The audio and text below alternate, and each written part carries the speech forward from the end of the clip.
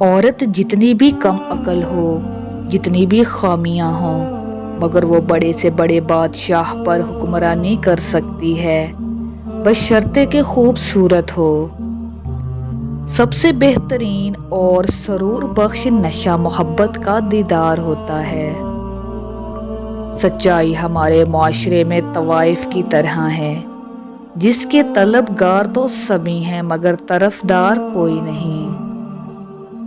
انسان سب کچھ حاصل کر کے آخر میں سکون کی تلاش میں مر جاتا ہے۔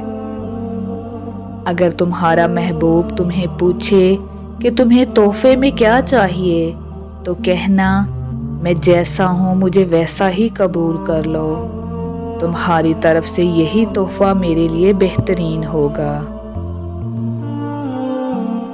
مرد کی شیدائی عورت اس کی دو چیزیں زبردستی پکڑنا چاہتی ہے، ایک مرد کی چالاکیاں اور دوسرا مرد کی کمزوریاں۔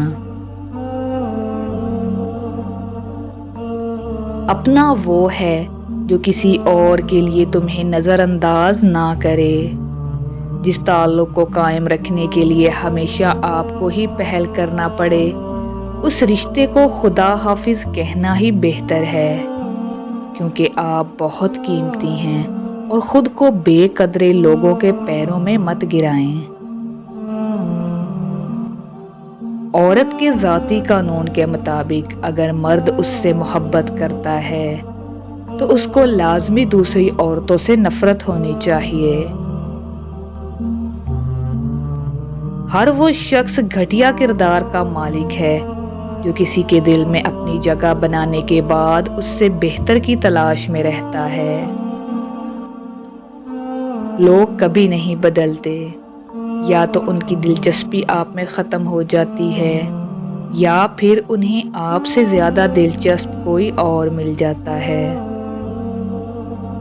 کسی عورت کا خاموش ہو جانا دھاڑے مار مار کر رونے کے برابر ہوتا ہے، کیونکہ جب عورت تکلیف میں ہوتی ہے تو وہ آپ کو نظر انداز کرنا شروع کر دیتی ہے۔